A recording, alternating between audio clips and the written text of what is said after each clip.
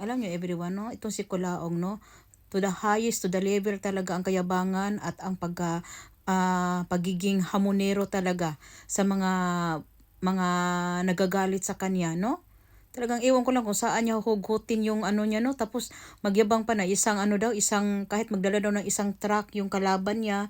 Ano ka, sinapian ng ano, ng agimat ng tikbalang, ha? Agimat ng aswang, ha?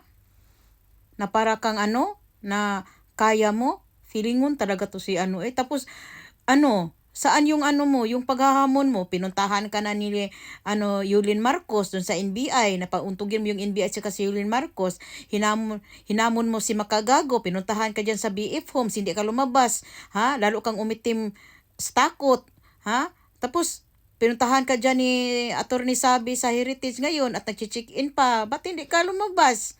At saka si The King, oh, at kung sino-sino pa yung maghahunting sa'yo ngayon, 'no? Ang wait lang talaga namin 'no, Kulaong 'no, ang mahuyo ka talaga, 'no? Talagang grabe, ikaw na talaga to the ano talaga, to the max talaga yung ano mo, yung, ah, kapangitan talaga ng budhi mo, talaga.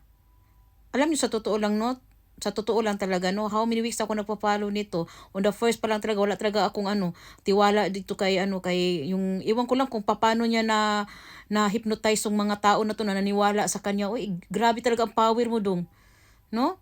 At talagang ito na talaga ang ano, kasabihan talaga na kumukupas talaga yung mga gayuma, 'no? No, tingnan mo nagising na yung mga na-hypnotize sa'yo. Ewan ko lang talaga kung bakit saan sila naniwala dito na sabihin nitong Norman Mangusin na 'to na anak daw siya ni Pacifico Marcos, kakapugi-pugi ni Pacifico Marcos, tapos ang itsura niya hindi man na siya nahiya. Sige na, bye. Naku, ewan ko lang talaga, napakasus naku talaga.